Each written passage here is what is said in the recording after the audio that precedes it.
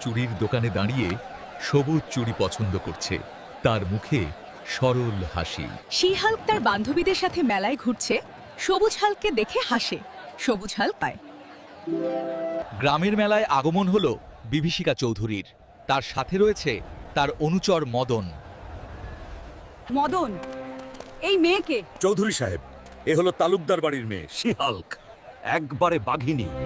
কি গো সুন্দরী, জমিদারের নজর পড়েছে তোমার উপর, আমার বেগম হবে? পথ ছাড়ুন চৌধুরী, আপনার মতো জানোয়ারের ছায়াও আমি মারাই না। গ্রামের এই মেলায় কেউ কখনো ভাবেনি যে চৌধুরীর দম্ভ এভাবে ভেঙে পড়বে।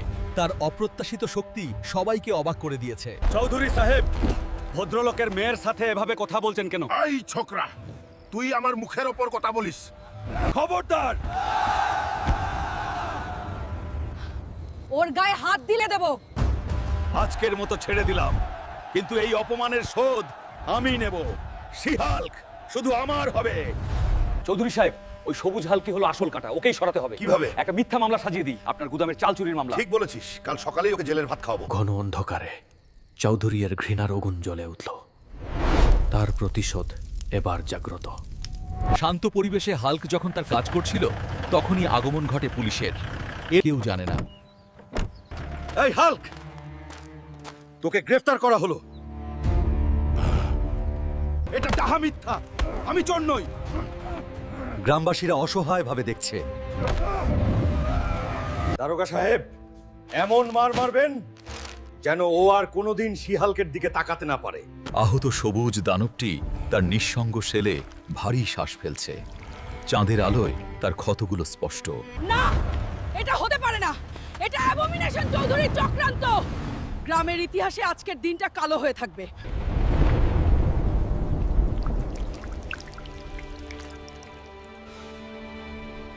অবশেষে সে তার ন্যায় বিচারের জন্য হাভেলিতে প্রবেশ করেছে। তার ক্রোধের আগুন সবকিছু পুড়িয়ে দেবে। কি গো, নিজেই চলে এলে? বুঝে গেছো জমিদারকে ছাড়া গতি নেই। সবুজ হালকে এক্ষুনি মুক্তি দিন। ওকে ছাড়তে পারি এক শর্তে, যদি তুমি আমাকে বিয়ে করতে রাজি হও। তোর এত বড় সাহস!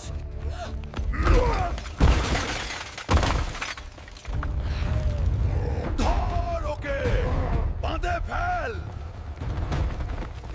কিন্তু হাল ছাড়ার পাত্রী ছিল না সে। হাভেলির মেঝেতে শুরু হলো এক অসম যুদ্ধ। অবশেষে দানবদের এই দুর্গে শি-হাল্ক একাই সবাইকে পরাজিত করেছে। তার শক্তি অপ্রতিরোধ্য।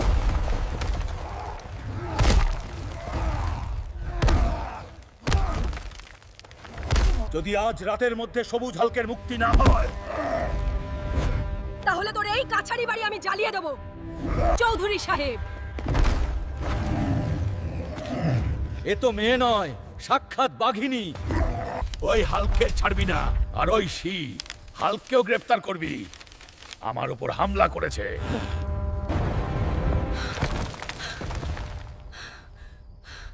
এই, চল চল। জমিদারের উপর হামলা করার জন্য তোকে গ্রেফতার করা হলো। কিন্তু তার সমস্ত প্রতিরোধ ব্যর্থ হলো। দড়ির বাঁধন ক্রমশ টাইটেন হচ্ছে। হাল ছেড়ে দিতে বাধ্য হলো সে।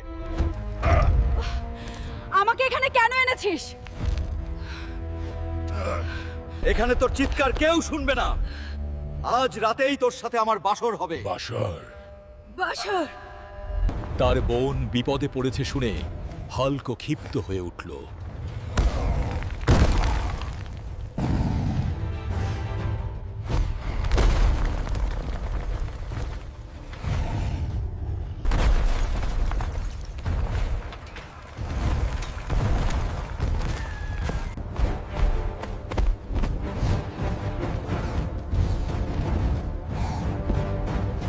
কাছে আসবি না, জানোয়ার!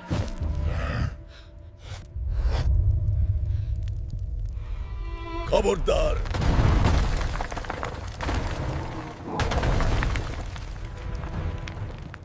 তুই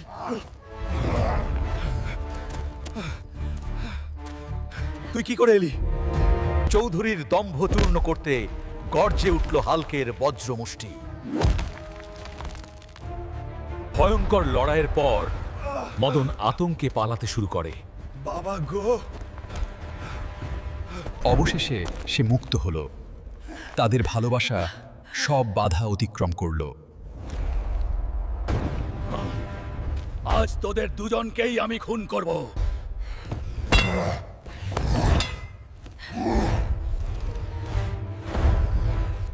হাল্ক! অবশেষে নায়ক তার শক্তি ফিরে পেয়েছে। দানব চৌধুরী পিছু হটতে বাধ্য হচ্ছে। যুদ্ধের মোড় ঘুরছে। তাদের সম্মিলিত আক্রমণ শুরু হয়েছে। অ্যাবোমিনেশন চৌধুরী এই আনকম্প্রোমাইজিং শক্তির সামনে অসহায়। অবশেষে এসপি সাহেব এসে পৌঁছালেন। অন্ধকারের অবসান ঘটিয়ে আলোর রেখা দেখা যাচ্ছে। তোমার খেলা শেষ চৌধুরী। গ্রামের উপর চৌধুরীর অত্যাচার শেষ হলো। ইন্সপেক্টর এবং তার সহযোগীকেও গ্রেপ্তার করা হয়েছে। এসপি সাহেবের নেতৃত্বে পুলিশ ন্যায় বিচার প্রতিষ্ঠা করেছে। অবশেষে শান্তি ফিরে এসেছে। তাদের চোখে বিজয়ের ছাপ স্পষ্ট। অবশেষে বহু প্রতীক্ষিত সেই রাত এলো। দুটি ভিন্ন জগতের মানুষ ভালোবাসার বন্ধনে আবদ্ধ হলো। আমি ভাবতেই পারিনি তুমি একাই চৌধুরীকে অমন মার মারতে পারো। আমরা একসাথেই লড়েছি। আজ থেকে আমাদের কেউ আলাদা করতে পারবে না। কেউ চেষ্টা করলে দুজনে মিলে তাকে শেষ করে দেব।